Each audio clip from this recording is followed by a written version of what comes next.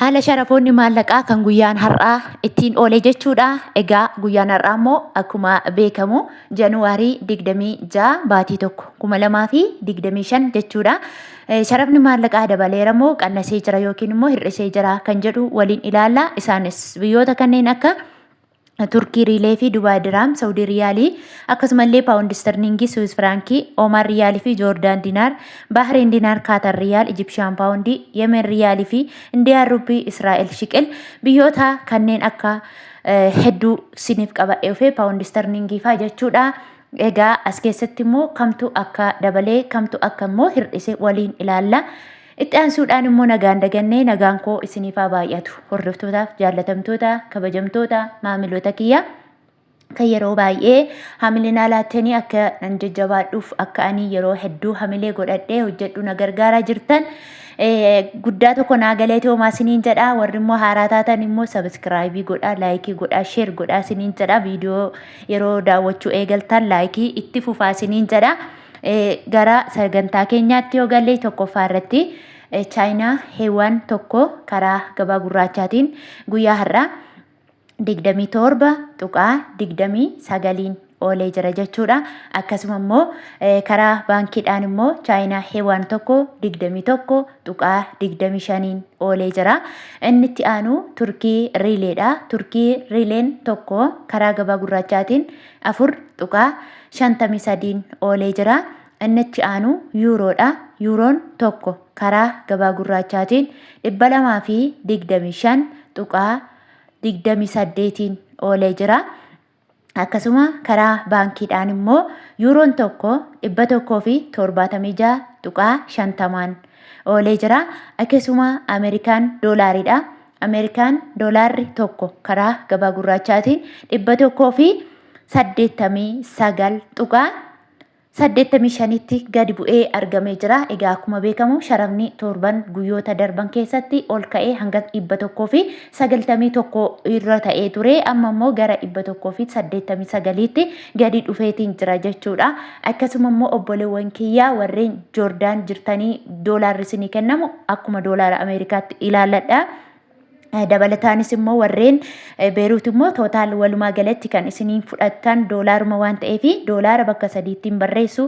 Darbee immoo doolaarri immoo gosa sadiitu jira. Ameerikaa doolaar, Kanaadaa doolaarii fi Awustiraaliyaa doolaarii. Isiniin kan isin ilaallatu Joordaanii fi Joordaan keessa warra doolaara fudhattanii fi akkasuma Beeruut keessa immoo doolaarri warri fudhattan Ameerikaa doolaara wajjin gatiinsaa tokkodha. Sharafnisaa jechuudha. Isarraa dhaggeeffachuu dandeessu. Akkasuma immoo karaa baankiidhaan immoo Ameerikaan doolaarri tokko 151.61 oolee jira. Akkasuma inni itti aanu immoo Kanaadaa doolaaridha. Kanaadaa doolaarri tokko karaa gabaa gurraachaatiin 138.83 oolee jira. Akkasuma karaa baankiidhaan immoo Kanaadaa doolaarri tokko 107.58 oolee jira.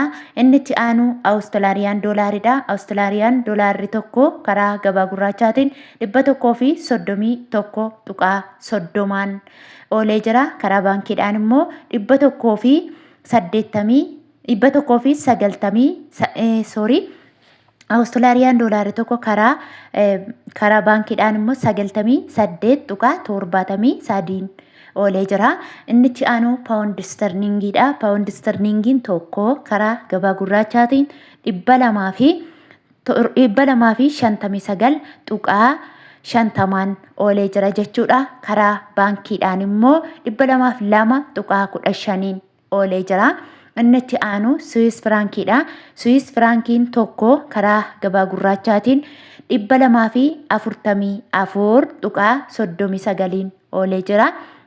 Akkasuma inni itti aanu karaa baankiidhaan immoo Swiss firankiin tokko 184.88 oolee jira jechuudha. Inni itti aanu Swiidin kiroonidha. Swiidin kiroon tokko karaa gabaa gurraachaatiin 21.21 oolee jira.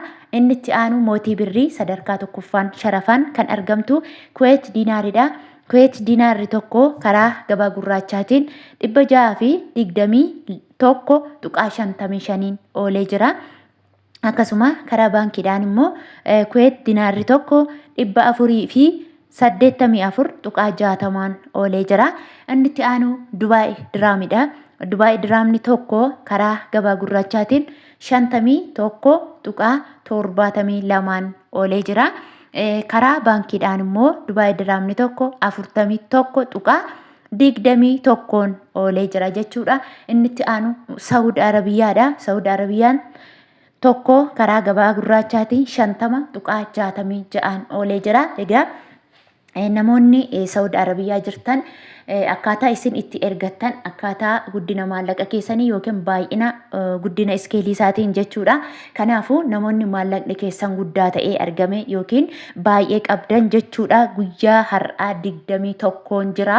21 jechuun riyaalli Saawudii tokkoon isaa birri Itoophiyaa 47 jira jechuudha. Namoonnis immoo isumarrayyuu gadi butanii gara 46 erganis immoo ni jiru jechuudha. Namoonni maallaqni keessan immoo garmalee xiqqishuu taate immoo 21 adii fi hanga 22 gidduu jira. Kana jechuun riyaalli Saawudii tokkoon isaa 46 hanga 45 tti daldalan tokko hundisaatu garaagara yookiin immoo gatii adda addaa waan himatuuf jechuudha.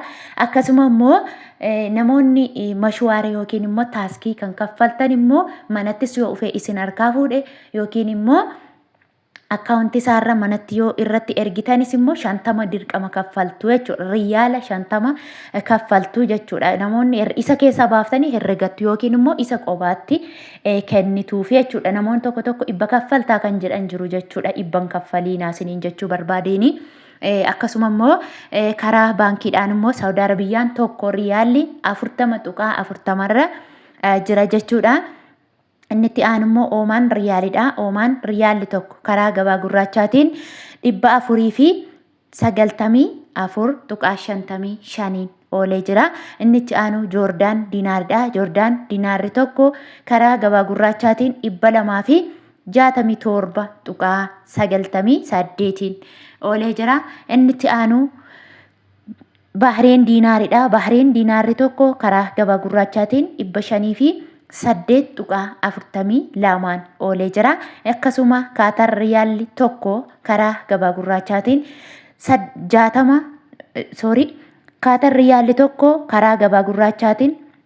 50.51 oolee jira.